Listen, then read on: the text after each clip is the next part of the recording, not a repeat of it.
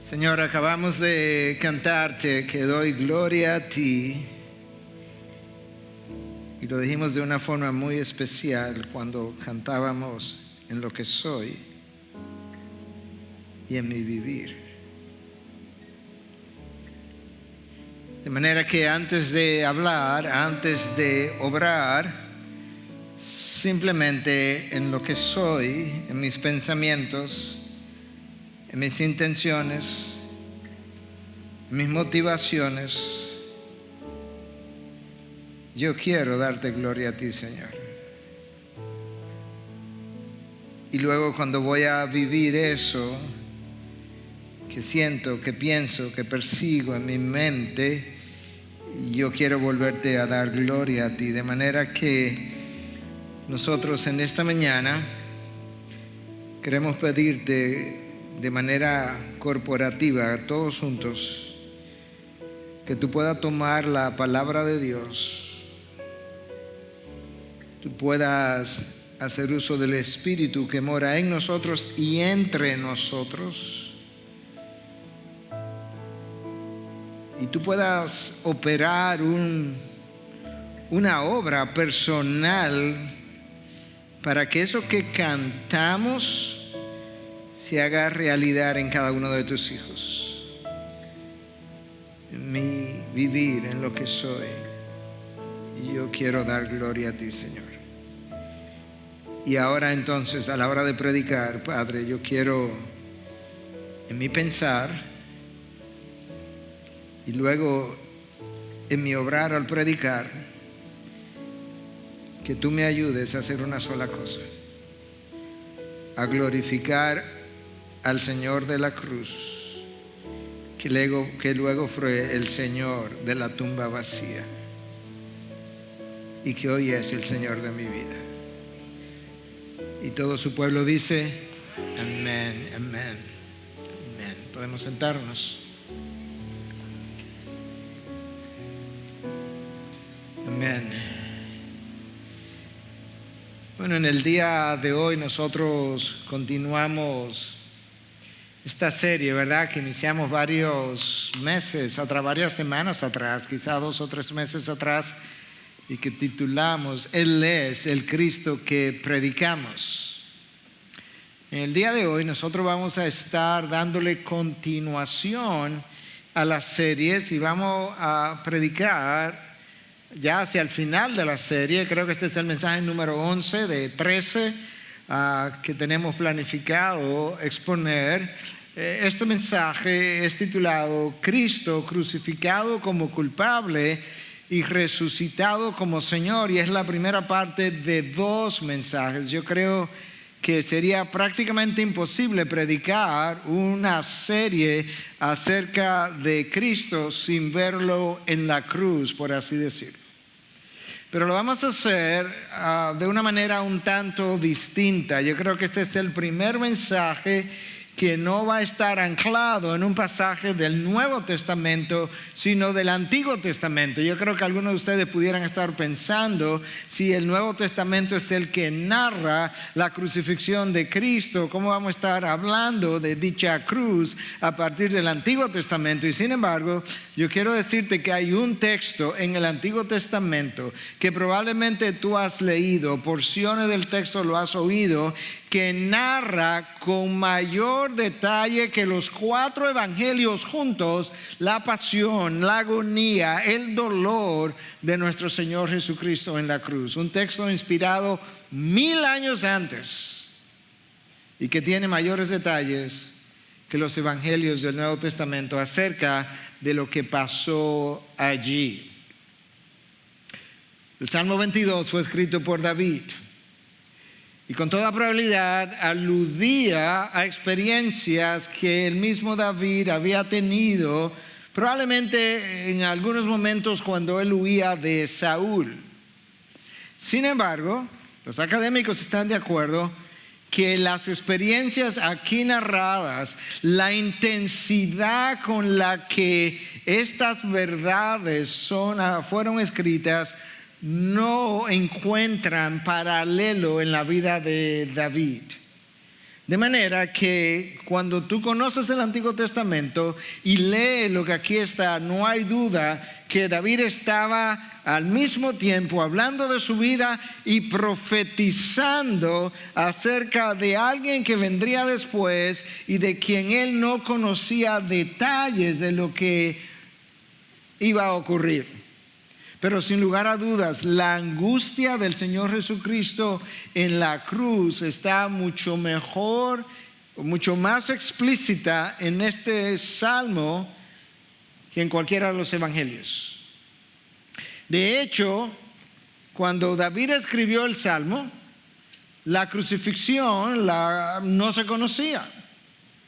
Se entiende que la crucifixión como instrumento de castigo, de tortura, fue ideada o fue practicada inicialmente entre los persas.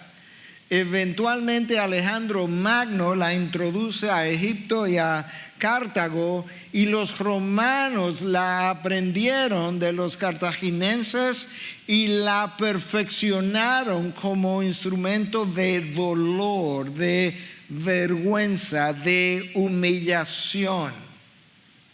Era una forma de castigo reservada básicamente para esclavos, para extranjeros y para los peores criminales. Y yo creo que eso nos da una idea a nosotros de cómo Cristo fue clavado allí, cómo fue considerado. Si este instrumento de castigo estaba reservado para los peores criminales y para los esclavos, entonces Cristo era o fue considerado como uno de ellos, y al mismo tiempo, si murió allí en sustitución de nosotros, pues entonces debió haber sido que estaba muriendo también en sustitución por alguno de esos peores criminales que en algún momento llegarían a creer y alcanzarían salvación.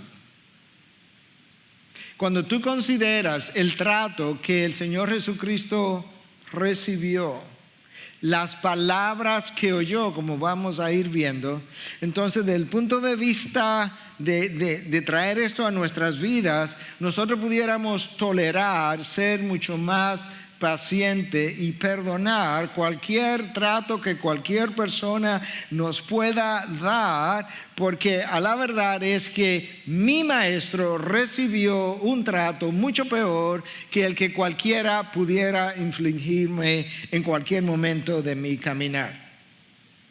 Y pensando entonces en el sacrificio de Cristo en la cruz, yo no puedo olvidar que antes de él ser clavado en la cruz, ya él había dicho en el huerto de Getsemaní que su alma estaba angustiada hasta la muerte. Eso no es una expresión común, mucho menos si sale de los labios de Cristo.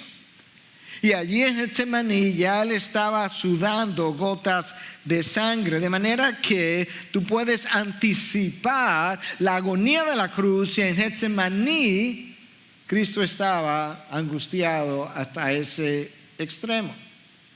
Este es un salmo mesiánico, el Salmo 22, sin lugar a dudas. Ha sido llamado como el salmo del pastor sufriente, para relacionarlo al próximo salmo, el Salmo 23, para hablar del salmo del buen pastor, y relacionando al Salmo 24 para hablar del salmo del gran pastor. Es como tres salmos corridos presentando diferentes aspectos del mismo pastor. En el mensaje anterior yo decía, y estoy convencido que es así, que este salmo bien entendido, tiene el potencial, nota que estoy subrayando la palabra potencial porque yo no sé si va a ocurrir, pero tiene el potencial de corregir de una vez y para siempre mi vida de adoración, mi vida de devoción y mi vida de obediencia. Si yo llego a aquilatar la experiencia de Cristo en la cruz en mi lugar, de la manera como el salmista, como David lo describe, yo pudiera para el resto de mis días vivir de otra forma en lo que soy en mi vivir, como cantábamos, para la gloria de Dios. Yo estoy consciente que eso requiere un trabajo del Espíritu de Dios. Se requiere una obra del Espíritu de Dios para entender teológicamente, emocionalmente y existencialmente la intensidad de la agonía vivida por Cristo durante esas horas en la cruz. Déjame decir eso otra vez. Se requiere de un trabajo del Espíritu de Dios para yo poder entender teológicamente, escucha ahora, emocionalmente y existencialmente la agonía, la intensidad de la agonía de la segunda persona de la Trinidad clavada en un madero en mi lugar. Y de igual manera requiere una obra del Espíritu de Dios para recordar que lo que Cristo padeció allí en aquel momento se debe o se debió única y exclusivamente a tu pecado y el mío. De manera que mi desobediencia a cualquier nivel no es simplemente una violación a un mandato de Dios, es una deshonra de la cruz y es una desconsideración a su dolor. Déjame decir eso una vez más, porque lo rumié varios días esta semana. Mi desobediencia no es simplemente la violación de un mandato escrito en la palabra por parte de Dios, es una deshonra de la cruz de Cristo porque Él estuvo allí pagando por mi desobediencia y es una desconsideración a su dolor. Y con eso entonces yo quiero que leamos la primera parte del Salmo 22 hasta el versículo 21, que es donde el Salmo gira y comienza a ver a la resurrección. Escucha estas palabras. Dios mío, ¿por qué me has abandonado? ¿Por qué estás tan lejos de mi salvación y de las palabras de mi clamor?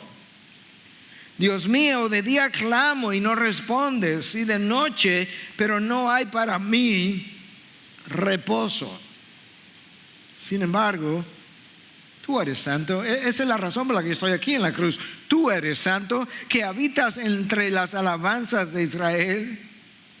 En ti confiaron nuestros padres.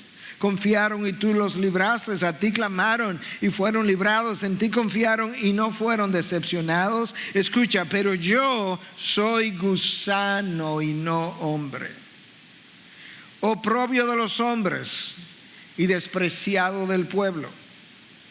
Hacen muecas con los labios, menean la cabeza diciendo que se encomiende al Señor, que Él lo libre, que Él lo rescate, puesto que en Él se deleita.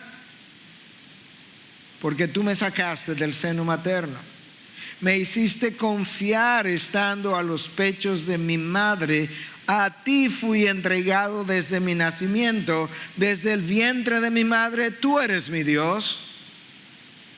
No estés lejos de mí, porque la angustia está cerca, pues no hay nadie que ayude.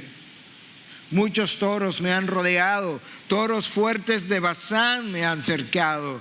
Ávidos abren su boca contra mí como un león que despedaza y ruge. Soy derramado como agua y todos mis huesos están descoyuntados. Mi corazón es como cera, se derrite en medio de mis entrañas. Como un tiesto se ha secado mi vigor y la lengua se me pega al paladar. Me ha puesto en el polvo de la muerte, porque perros me han rodeado, me ha cercado cuadrilla de malhechores. Escucha, me horadaron las manos y los pies, me los perforaron. Puedo contar todos mis huesos. Ellos me miran, me observan, se reparten entre sí mis vestidos y sobre mi ropa echan suertes. Pero tú, oh Señor, no estés lejos. Fuerza mía, apresúrate a socorrerme. Libra mi alma de la espada, mi única vida de las garras del perro. Sálvame de la boca del león y de los cuernos de los búfalos. Respóndeme. Estas son las palabras del rey David, describiendo alguna experiencia en su vida y profetizando sin completo conocimiento de otra experiencia que ocurriría unos 10 siglos más tarde. El Salmo comienza con una expresión muy conocida por nosotros. Dios mío, ¿por qué me has abandonado? Elí, Elí, lema sabachthani. ¿Por qué estás tan lejos de mi salvación y de las palabras de mi clamor? Esas primeras palabras nosotros entendemos que fueron pronunciadas por Cristo a la luz de los evangelios, probablemente en esa hora oscura, en ese momento oscuro entre el mediodía y las 3 de la tarde, donde una densa oscuridad cayó sobre toda la tierra. Mateo registra esas primeras palabras en 27:46 y Marcos las registra también en 15:34. La hora más oscura de la humanidad, la hora cuando el Padre abandona al Hijo en la cruz porque Él estaba allí en representación nuestra. Y por tanto Cristo necesitaba sentir el dolor que experimentaría todo aquel que entre a un infierno sin haberse reconciliado con Dios, el dolor de la separación de todo lo que pudiera representar a Dios por el resto de la eternidad. Si yo no iba a entrar en el infierno, o sea, a mí se me iba a evitar el infierno, pero eso era lo que yo merecía, alguien tendría que sufrir lo que yo debía haber sufrido para que yo entonces no tuviera que llegar hasta allí. Y eso es justamente lo que está ocurriendo en la vida de Cristo en ese momento en la cruz. Dios mío, ¿por qué me has abandonado? Eso no es una hipérbole. Eso no es una expresión poética. Eso es un grito de una experiencia real, intensa, de agonía, de desesperación que está experimentando aquel que está allí representándome a mí. Y desde ya tú puedes ver que el salmista no comienza a dejar ver la intensidad de la agonía mucho mejor que los evangelistas. Porque inmediatamente después, Cristo hace 2 preguntas en una. ¿Por qué estás tan lejos de mi salvación? ¿Por qué no intervienes? ¿Por qué no haces algo por tu hijo en esta hora? ¿Por qué tú esta muerte tan horrenda y no intervienes como ha intervenido en la vida de otros? Y la segunda pregunta, ¿por qué está tan lejos de las palabras de mi clamor? Realmente en el original la palabra traducida ahí como clamor no es un clamor. Hace referencia al ruido que produce el león cuando ruge, el rugir del león. De manera que cuando Cristo está ahí en la cruz, Él no simplemente está diciendo, Dios mío, ¿por qué me has abandonado? Es más como, Dios mío,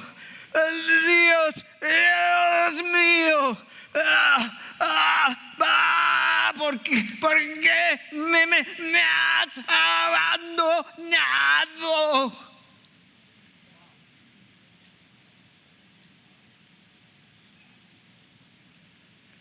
Esa es la razón por la que la Nueva Traducción Viviente dice: ¿por qué está tan lejos cuando gimo por ayuda? En el hebreo, la palabra traducida ahí por muchas de nuestras traducciones como clamor es el gemir intenso, profundo de un animal en profundo dolor. Tienes que imaginarte al Salvador de tu alma experimentando temporalmente un infierno de abandono y gimiendo de esa manera. Él hace una pregunta: Dios mío, ¿por qué me has abandonado? Y la respuesta del Padre pudiera haber sido: porque has tomado sobre tus hombros los pecados de, y pon tu nombre ahí. Y él o ella merece la agonía del infierno. Y como él o ella no terminará allí, tú estás terminando temporalmente en el lugar que a él o a ella le correspondía. Jesús está experimentando en la cruz la maldición de Dios sobre el pecador no arrepentido. Esa es la razón por la que Juan 3:36 dice que el que no obedece al Hijo, la ira de Dios permanece sobre él. Pero resulta que la ira de Dios no es otra cosa que la ejecución de su justicia. De manera que él está experimentando la maldición de Dios, la ejecución de la maldición o de la justicia de Dios en la cruz, cuando él decidió morir en mi lugar. Y si tú piensas que en el huerto de Getsemaní ya Cristo necesitó de la consolación de un ángel, como describe uno de los evangelistas, para que viniera y lo confortara, porque Cristo estaba angustiado hasta la muerte y sudando gotas de sangre, imagínate ahora el estado en que él se encuentra en la cruz, cuando él no tiene absolutamente a nadie, ni siquiera al Padre, que pudiera consolarlo. Y es por eso que él está en agonía de abandono.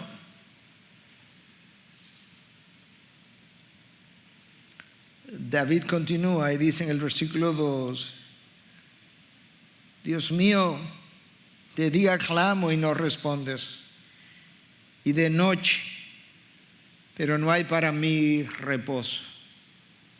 Quizás David estaba pensando en algunos de sus días donde él estuvo orando y clamando en experiencias difíciles. Quizás estaba recordando algunas de las noches de desvelo donde él también clamaba. Pero al mismo tiempo, como esto es un salmo mesiánico, quizás en parte el salmo está haciendo referencia a cómo a las 9 de la mañana, cuando Cristo es clavado, él comenzó a orar en medio de su dolor y a clamar. Y ahora quizás a las 12 del día, cuando es de noche, él está clamando todavía, y como que no hay respuesta ni de día ni de noche, pero tampoco hay reposo. En otras palabras, el dolor que siento es continuo, es intenso, no hay disminución de la intensidad en ningún momento. Y yo creo que algunos de nosotros hemos experimentado dolor físico en ocasiones. Pero hay momentos durante la experiencia de dolor que alguien te pregunta y tú dices: está un poco mejor. He estado ahí varias veces. Como que está pasando. Pero aquí en la cruz, con un clavo en una muñeca que acaba de cortar un nervio grande, el nervio mediano, y otro clavo en la otra muñeca, y clavo entre los dos pies, este dolor es continuo, es intenso, no para, no hay fin para él. No hay reposo para el crucificado. Y ese fue el diseño de la cruz.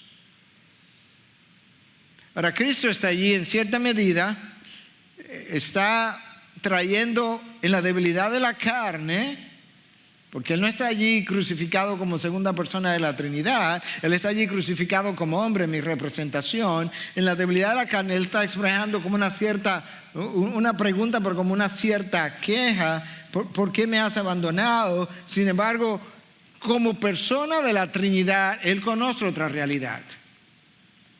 En el versículo 3, Él trae a colación esa realidad. Algunos académicos piensan que Jesús debió haber estado meditando en este salmo mientras Él estaba en la cruz. Y que quizás eso mismo hizo que Él trajera estas palabras en cumplimiento de las profecías que Él conocía. Y en el versículo 3 Él dice, tú sabes, Él acaba de preguntar, Dios mío, ¿por qué me has abandonado? ¿Por qué no me responde? ¿Por qué no me salva? Sin embargo, en el versículo 3 Él dice, sin embargo, tú eres santo. Exactamente. Esa es la razón. Yo sé. Como segunda persona de la Trinidad, yo sé por qué yo estoy aquí. Yo conozco lo que Pablo escribió posteriormente en Romanos 3, del 23 en adelante, que Dios Padre exhibió públicamente al Hijo como propiciación para aplacar la ira de Dios, para que por gracia nosotros pudiéramos recibir salvación. Para Dios, que había pasado por alto los pecados de los hombres, pudiera demostrar ahí en la cruz, al exhibir a su Hijo, al clavar a su Hijo, que Él es justo, que Él no deja su ley sin cumplir, que Él no deja su ley ni su santidad sin ser reivindicada, y al mismo tiempo que Él pudiera demostrar que Él es quien justifica a los hombres por medio de lo que estaba pasando en la cruz. Eso es un acuerdo intertrinitario que se llevó a cabo en la eternidad pasada. El Padre le pide al Hijo, el Hijo se ofrece como voluntario, y en la cruz, Hebreos 9 nos dice que por el Espíritu eterno Cristo soportó la cruz. El salmista continúa el versículo 4 y dice, en ti confiaron nuestros padres, confiaron y tú los libraste. A ti clamaron y fueron librados. En ti confiaron y no fueron decepcionados. Es como que otros vinieron antes que Jesús y clamaron y fueron librados y no fueron decepcionados. Y aquí está tu Hijo clamando y no está siendo librado y no fue librado de la cruz. Allí Él murió.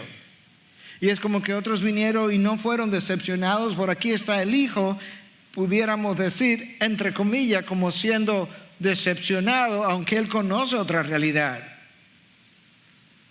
Jesús sabía que Él tenía que pasar por un infierno. Esa es la razón por la que cuando Pedro dice que aunque todos te nieguen, yo nunca te negaré, Cristo le dice, ¿acaso puedes tú beber de la copa que yo voy a beber? Y Pedro está muy seguro que él podía, pero Cristo sabía que esta era una copa amarga, de dolor, de angustia, de abandono. Él la anticipó en el huerto. Él sudó de antemano lo que vendría. Él se angustió hasta la muerte para luego angustiarse en la realidad, ya habiendo llegado a la cruz. Solamente para una cosa, para que tú y yo no tuviéramos que llegar allí. Algunos del pasado clamaron a Dios, fueron escuchados, fueron librados. Pero ahora es como que en la cruz, Cristo ni está siendo librado, ni está siendo escuchado, y como si estuviera siendo decepcionado. Él en la debilidad de la carne, Él está sintiendo el dolor físico. Sin lugar a duda, Él está sintiendo el abandono del Padre. Él está sintiendo la sensación de rechazo. Por eso yo te decía que requiere un trabajo del Espíritu Santo para que tú puedas entender, y yo también, emocionalmente y existencialmente, en qué consistió esta agonía. Él está sintiendo la sensación de rechazo, él está sintiendo la sensación de no ser escuchado de manera real, él está sintiendo la sensación de no ser socorrido y la sensación de sentirse como decepcionado. Él está experimentando todo eso. La debilidad de la carne. Escucha cómo él se siente ante esta sensación o este trato que él está recibiendo. Y él dice en el versículo 6, David escribe, pero anticipa lo que viene y dice: pero yo soy gusano y no hombre.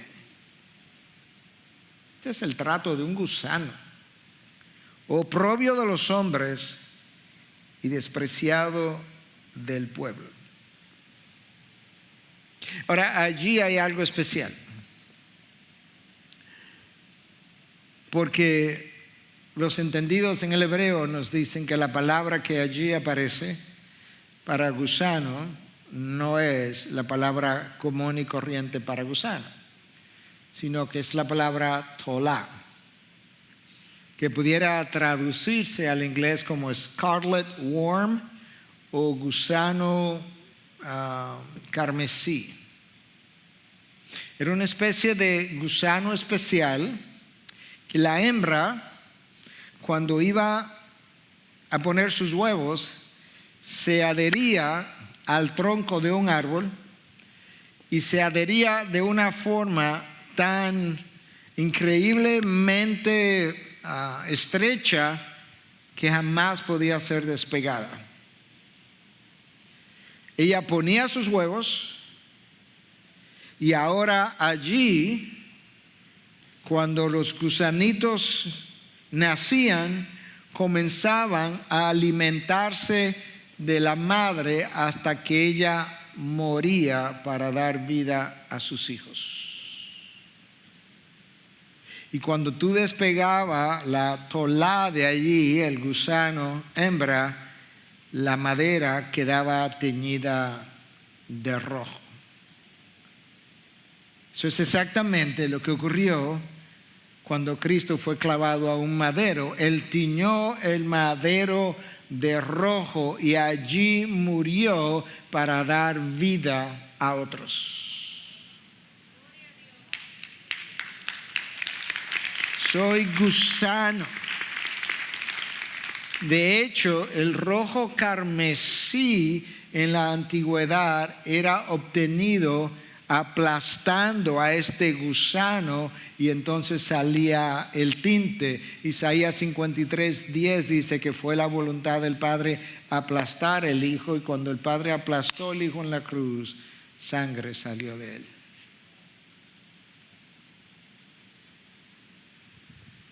Leí esta mañana en la madrugada algo que aparentemente apareció recientemente, y es que el velo del lugar santísimo tenía porciones de rojo, y ese rojo fue obtenido de este gusano. El cordón del sumo sacerdote tenía porciones color rojo que fue obtenido de este gusano. ¿Entiendes mejor ahora la expresión soy gusano y no hombre? Soy gusano, pero no cualquier gusano. Y allí Cristo murió para dar vida a aquellos de nosotros que estábamos muertos en delitos y pecados. Por eso dice Cristo en un momento dado: en verdad les digo que si el grano de trigo no cae en tierra y muere, se queda solo, pero si muere produce mucho fruto. Y él estaba hablando de su muerte en esa ocasión. Si yo no muero, estoy enterrado, no habrá fruto. Y esto es lo que Cristo está diciendo: yo tengo que morir para que tú vivas. Es increíble que el dador de vida murió, que el creador del cielo y tierra está agonizando en una cruz, que aquel que resucitó a Lázaro, aquel que le dio vida a la hija de Jairo, aquel que le dio vida al joven hijo de la viuda de Naín, está ahora muriendo en esta cruz. Y él dice: gusano soy, no hombre. Segunda parte, versículo 6: oprobio de los hombres y despreciado del pueblo. Todos los que me ven de mí se burlan, hacen muecas con los labios, menean la cabeza diciendo... Vamos a llegar ahí en un momento. Jesús allí fue considerado un maldito. Maldito es todo aquel que muere en un madero, oprobio de todos los hombres, como un mal nacido, como una escoria. Pero él está sintiendo esto. Esto no es simplemente como algo poético que David está meditando y hace como una poesía elegante de la cruz. No. Esta es la descripción de alguien que está pasando por la experiencia de gente que está al pie de la cruz, descrita posteriormente por los evangelios, que están pasando por enfrente, que están meneando su cabeza, que están haciendo muecas con los labios. ¿Tú conoces eso? Oye, mira, dije el Hijo de Dios, dije el Mesías. Y esto es lo que decía en versículo 8: que se encomiende al Señor, que Él lo libre, que Él lo rescate, puesto que en Él se deleita. Eso es lo que Mateo describe. Palabras similares, palabras diferentes. En el capítulo 27, a partir del versículo 39, los que pasaban le injuriaban, ¿cómo? Meneando la cabeza y diciendo: tú que destruyes el templo en 3 días y lo reedificas, sálvate a ti mismo, si eres el Hijo de Dios y desciende de la cruz. De igual manera también los principales sacerdotes, junto con los escribas y los ancianos, burlándose de él, decían: a otro salvó, a sí mismo no puede salvarse. Rey de Israel, que baje ahora de la cruz y creeremos en él. No, él se bajó el domingo, o mejor dicho, se bajó ese día, pero resucitó el domingo y no creyeron en él. Versículo 43: en Dios confía, que le libre ahora si a él le quiere, porque ha dicho: yo soy el Hijo de Dios. En la misma forma le injuriaban también los ladrones que habían sido crucificados con él. Le injuriaban los principales sacerdotes, los ancianos, los escribas. Es como decir hoy en día, le injuriaban los sacerdotes, los arzobispos, los cardenales, los pastores, los evangelistas, los ancianos, todo el poder político y religioso le injuriaban. Y como si eso fuera poco, se unieron a ellos estos 2 ladrones que estaban a su lado y también le injuriaban.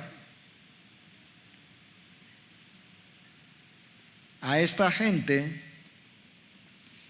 David, viendo hacia adelante, pero considerando a Cristo y su experiencia, como si Cristo mismo le estuviera hablando 1000 años antes, a esta gente le llama toros fuertes de Basán que me han cercado, versículo 12.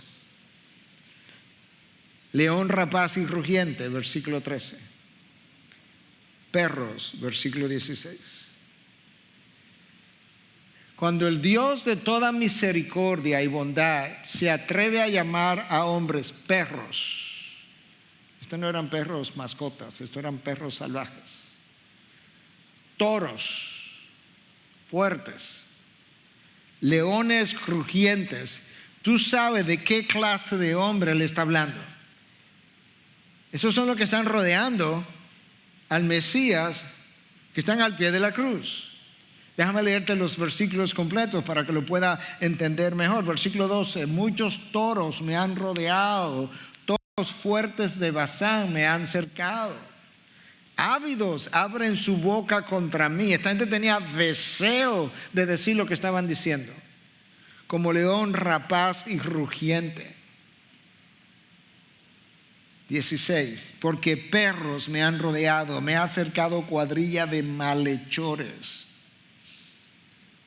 En la antigüedad, hablar de hombres como toros o como leones usualmente implicaba gente de poder, gente de influencia, poder político, poder romano que dio permiso para que esto se hiciera, el poder religioso que estaba ahí al pie de la cruz, principales sacerdotes, escribas, ancianas, individuos que estaban cargados no simplemente de ira, de furia. Furia que tú y yo tenemos la capacidad de experimentar también. Y mientras esto está ocurriendo, Jesús se siente abandonado por sus más cercanos colaboradores y peor aún, Él se siente abandonado por su propio Padre. Y no es como si hubiese estado abandonado. No, Él se sintió abandonado. Para que la experiencia fuera real y pudiera contar a mi favor, Él tenía que haberse sentido abandonado. Tú puedes ver entonces la agonía de la cruz. Ya Cristo había experimentado agonía con el abandono de sus más cercanos colaboradores. Y David sigue describiendo esta experiencia de mi Señor en la cruz. En el versículo 14 en adelante, escucha: soy derramado como agua y todos mis huesos están descoyuntados, mi corazón es como cera, se derrite en medio de mis entrañas, como un tiesto se ha secado mi vigor y mi lengua se me pega al paladar y me has puesto en el polvo de la muerte. Versículo 16, segunda parte: me horadaron las manos y los pies. Me clavaron 1000 años antes, cuando no se conocía la crucifixión.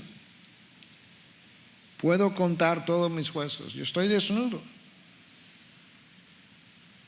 Y desnudo estoy, y estoy tan deshidratado que yo me miro y yo puedo contar mis huesos, lo cual es una realidad. Ellos me miran, me observan. Soy derramado como agua, quizás una alusión a esa sudoración intensa, profusa que tú sientes cuando estás en dolor intenso. Yo no sé si tú has estado ahí, pero en varias ocasiones de mi vida yo he estado ahí. Ciertamente he sabido mojar la camisa y la camiseta debajo, la ropa interior de la sudoración profusa, y eso ni se asemeja al dolor de que Cristo está hablando. Al dolor de tener un clavo de 5 a 7 pulgadas y un clavo suficientemente ancho para soportar el peso del cuerpo traspasado en medio de la muñeca, que era donde se hacía el clavado, que habría de seccionar el nervio mediano, un nervio suficientemente grande para producir el dolor más intenso que tú te puedas imaginar y más allá de tu imaginación. Un nervio que tan pronto tú lo cortas hace que los dedos se vuelvan como en garras. Por eso es que el crucifijo tiene a Cristo con los dedos en garras. Todos mis huesos están descoyuntados. Tú no piensas que un hombre de 140 o 150 libras colgando de 2 clavos, tú no piensas que las articulaciones de los hombres se van a quedar en su lugar. Las piernas había que doblarla para clavar un pie encima de otro, y luego tenía que empujarse hacia arriba para respirar. Posiblemente alguna de las articulaciones de la cadera, o quizás articulaciones donde las costillas se unen al esternón, quizás habían descoyuntado por la misma razón. Y Cristo dice: todos mis huesos están descoyuntados. Tú te imaginas el dolor, la agonía, la intensidad de esto. Y sin verle como fin a esta experiencia, ¿cuándo es que va a terminar? Mi corazón es como cera, se derrite en medio de mis entrañas. Quizás estaba haciendo referencia al corazón en términos de sus emociones, pero quizás no.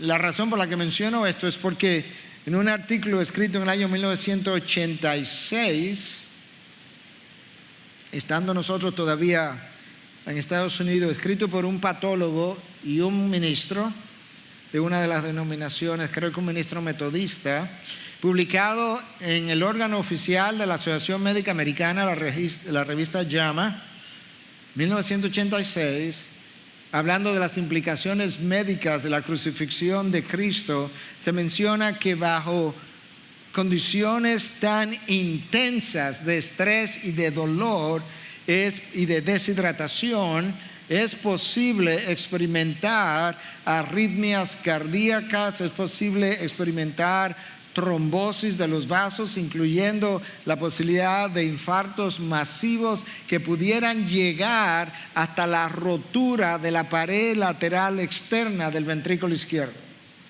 Quizá a esto que Cristo se está refiriendo cuando dice: mi corazón es como cera, se derrite en medio de mis entrañas. Quizá es algo de esto que Él está experimentando. Ahí está tu Señor. Y Él dice en el versículo 15: la lengua se me pega al paladar. Algunos de nosotros nos hemos levantado en medio de la noche, quizás respirando por la boca, y como que la mucosa oral se nos ha pegado a la encía, pero como tú no estás deshidratado, tú cierras la boca y como que tú rápidamente logras producir saliva y lubricar esas dos mucosas y prontamente te sientes mejor de la sensación. Esto no es lo que está pasando con Cristo. Él ha estado sangrando después de esos 39 latigazos que con toda probabilidad recibió. Él ha estado sudando desde temprano. Él ha estado sudando desde que estaba en el huerto de Getsemaní. Grandes gotas de sangre. Él está completamente deshidratado y no puede de ninguna forma despegar fácilmente esa lengua que se ha pegado al paladar. Así de seco Él está. Y en un momento dado, entonces Juan en 19:28 registra cuando Él dice: tengo sed.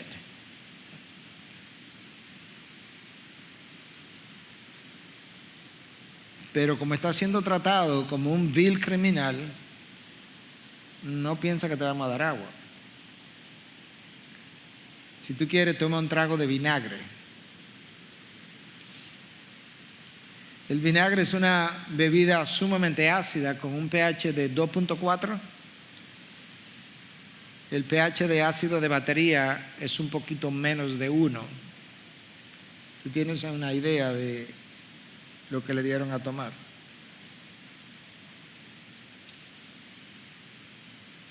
El ácido del estómago es como 1.5 en pH. Me horadaron las manos. Me clavaron las manos y los pies. Una clara alusión a la crucifixión. Los músculos del tórax fijados en una posición donde tú no puedes respirar. Para respirar tú tendrías que empujar de los pies. Pero tú tienes un clavo traspasando tus pies. Y cada vez que tú empujas, el clavo va a rozar los huesos y tú tendrías que rotar las manos al mismo tiempo, lo cual haría también rozar tus huesos con el clavo que tiene en tu muñeca.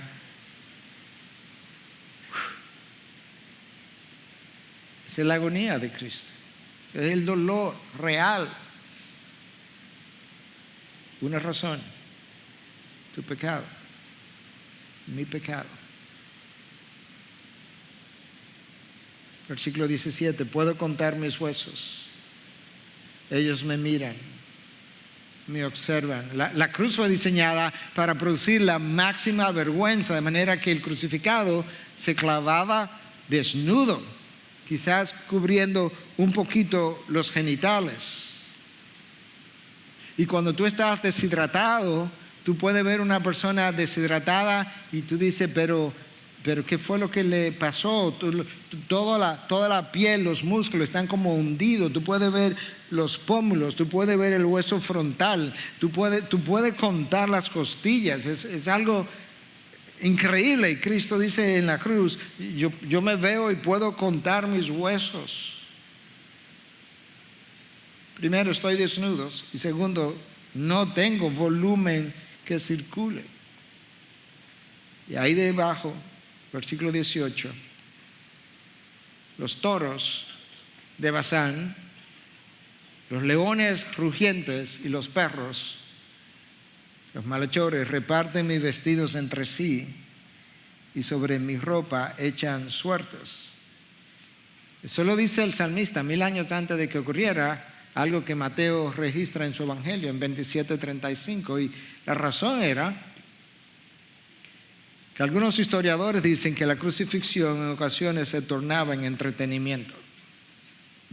En este caso, nos vamos a rifar la bata del rey.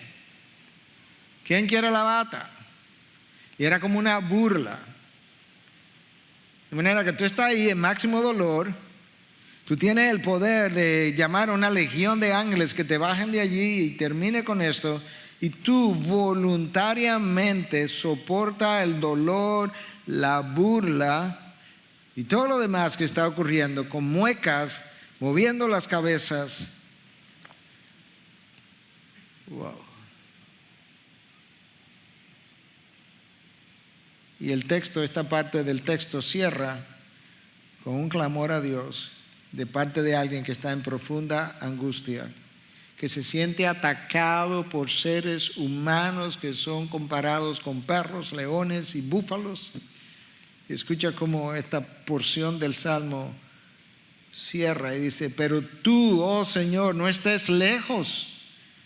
Fuerza mía, apresúrate a socorrerme, ven pronto, no aguanto más, no soporto más. Libra mi alma de la espada, mi única vida de las garras del perro. Sálvame de la boca del león y de los cuernos de los búfalos. Respóndeme. Imagínate, estas son figuras son metáforas, figuras del habla para comunicar intensidad. Líbrame de la boca del león. Imagínate qué es lo que está tratando de comunicar esto. Líbrame de los cuernos del búfalo. Líbrame de los perros. No estés lejos. Apresúrate a socorrerme. Porque la cruz está haciendo justamente para lo que fue diseñada. Fue un instrumento de tortura, de dolor, para causar la mayor vergüenza posible. Por eso, por varios cientos de años después de la crucifixión, tú no encuentras ninguna muestra de la cruz en el arte, ni como instrumento de decoración.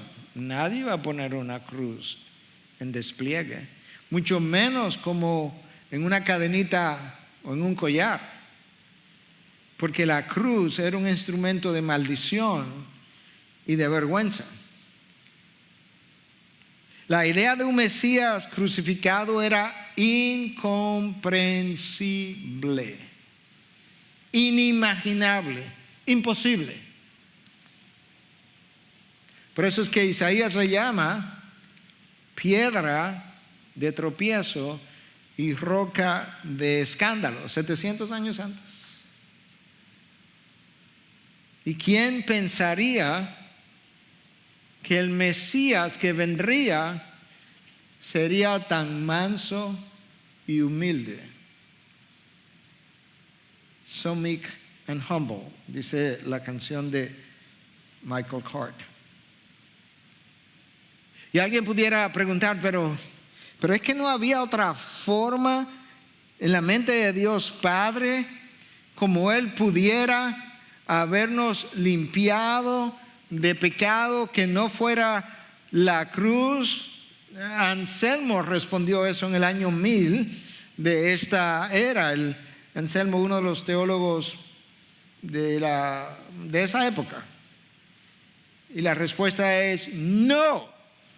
Él escribió todo un libro, El Dios hecho hombre, para responder esa pregunta. No, la cruz de Cristo fue necesaria. Por más de una razón. La cruz de Cristo fue necesaria porque Adán sumergió toda la raza humana en una condición de pecado vergonzosa, y la única cosa que la iba a sacar de allí sería una pena igualmente vergonzosa, como la cruz.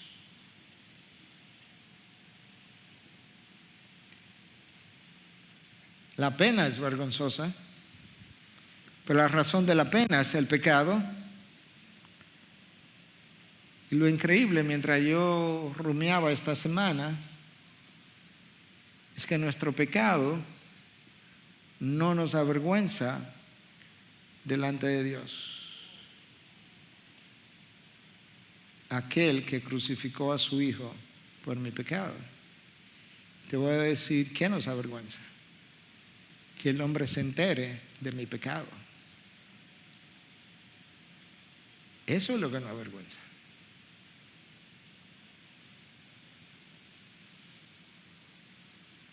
La única razón por la que tu pecado y el mío no nos avergüenza delante de Dios es porque no hemos visto la santidad de Dios por lo que es. Porque cuando Isaías la vio, Isaías no solamente se sintió avergonzado, Isaías se sintió arruinado, deshecho. Se sintió, la expresión sería, si la traducimos literalmente, desintegrado, como si lo hubieran abierto en dos. Cuando Habacuc lo vio, tembló. Sus labios temblaron y se sintió que podredumbre entraba en sus huesos. Así es que tú y yo tenemos que ver la santidad de Dios, para que en mi ser, en lo que yo soy, y luego en lo que vivo, yo pueda dar gloria a Dios. El horror de la cruz tenía que ser correspondiente al horror de haber violado la infinita santidad de Dios. El horror de la cruz tenía que ser correspondiente al horror de haber violado la infinita santidad de Dios y de haber arruinado en un solo momento, en una sola acción, en una sola conversación, aquello que a Dios le tomó 6 días para hacer, invistiéndose Él en todo su ser. Y Adán tiene la osadía de arruinarlo en un solo momento y hacer que aquello que Dios había declarado bueno en gran manera se convirtiera en pecaminoso y odioso en gran manera. La cruz de Cristo fue necesaria porque teníamos una deuda moral con Dios de dimensiones infinitas, y lo único que podía pagar dicha deuda era un pago de valor infinito, y lo único que tiene ese precio es la sangre del unigénito. La cruz de Cristo fue necesaria porque Dios estaba airado con el hombre. Dios estaba airado con el hombre, y la expresión de su ira no es más que la ejecución de su justicia. Y allí en la cruz la ira de Dios fue derramada, desbordada sobre su Hijo en gran manera, porque tú estás representando a millones de personas llenas de los pecados más horribles, y yo tengo que descargar toda mi ira sobre ti si tú has de sustituirlo a ellos. La cruz de Cristo fue necesaria porque había una enemistad entre el hombre y Dios. Y si Dios no construía el puente, la humanidad entera terminaría en el infierno, y Cristo construyó el puente en forma de cruz, y sus brazos y sus piernas fueron las vigas que sostuvieron el puente.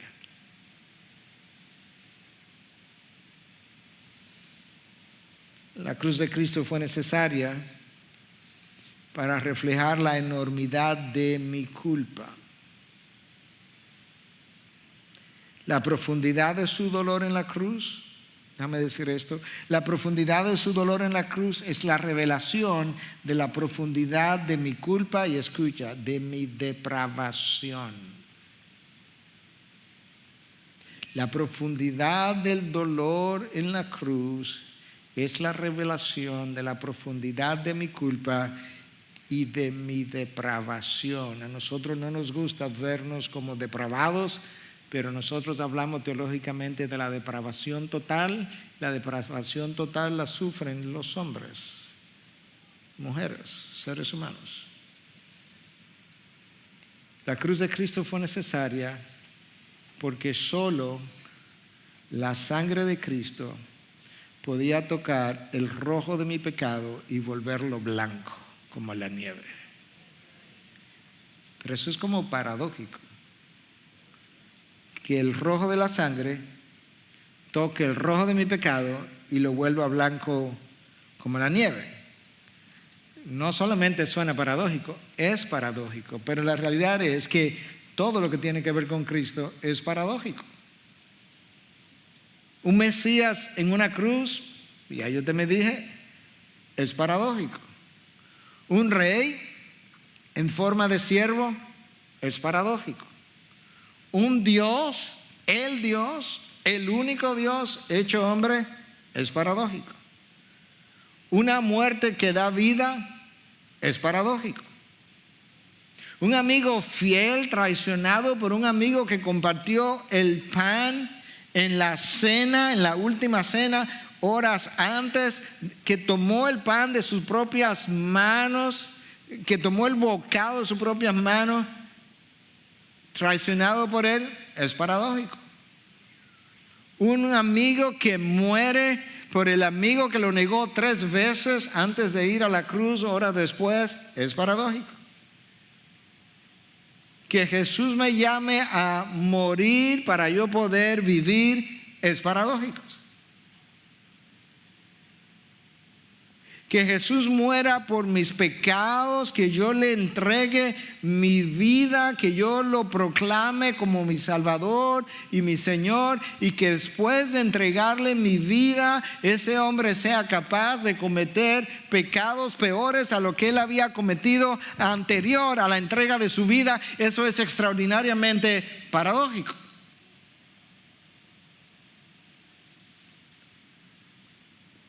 Que Jesús quiera recibirme, aún después de haber pecado de esa manera, es paradójico. Que si vengo con un corazón contrito y humillado, verdaderamente contrito y humillado, donde en mente y obra no quiero repetir lo hecho, Jesús es capaz de recibirme y de perdonarme. Esa es la razón por la que hablamos de una salvación por gracia. Esa es la razón por la que tú puedes abrir el libro de Apocalipsis y encontrarte en el capítulo 7 una multitud de hombres y mujeres comprados a precio de sangre de todo pueblo, lengua, tribu y nación, que están adorando al Cordero de una forma extraordinaria, con un gozo que es indescriptible, y que ellos de forma espontánea dicen amén. La bendición, la gloria, la sabiduría, la acción de gracias, el honor, el poder y la fortaleza sean a nuestro Dios por los siglos de los siglos, amén. Y uno de los ancianos habló diciéndome: estos que están vestidos con vestiduras blancas, ¿quiénes son y de dónde han venido? Y le respondí: Señor mío, tú lo sabes. Y él me dijo, estos son los que vienen de la gran tribulación y han lavado sus vestiduras y las han emblanquecido. ¿Dónde? En la sangre del Cordero. Por eso están delante del trono de Dios y le sirven día y noche en su templo. Y aquel que está sentado en el trono extenderá su tabernáculo sobre ellos. Ya no tendrán hambre ni sed, ni el sol les hará daño, ni ningún calor abrasador, pues el Cordero que está en medio del trono los pastoreará y los guiará a manantiales de agua viva, y Dios enjugará toda lágrima de sus ojos. Aleluya, gloria a Dios. Digno es verdaderamente el Cordero de recibir el honor, la gloria, la alabanza, el poder por los siglos de los siglos. Amén. Amén. Ese es tu Dios. Ese es tu Salvador, ese es tu Redentor. Allí en la cruz fue a un infierno para que tú no tengas que ir. Allí en la cruz sufrió lo que tú y yo debíamos sufrir, para que hoy tú vivas y le honres con lo que soy, con lo que vivo. Padre, gracias. Gracias por un Salvador tan extraordinario. Gracias que la historia no terminó el viernes en la noche.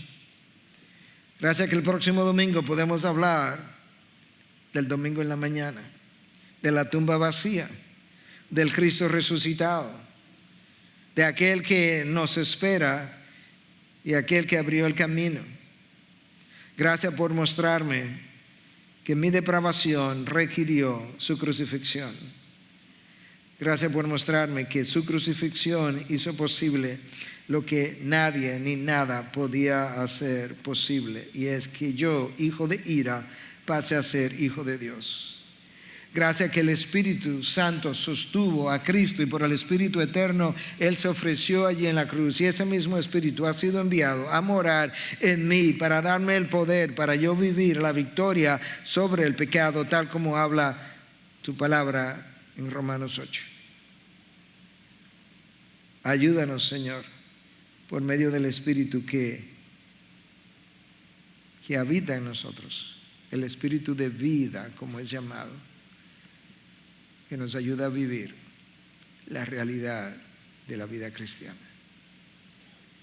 Ayúdanos a hacer esto para gloria tuya, ya que mi culpa fue removida, mi maldad eliminada, mi iniquidad perdonada, mi pecado limpiado y mi muerte clavada.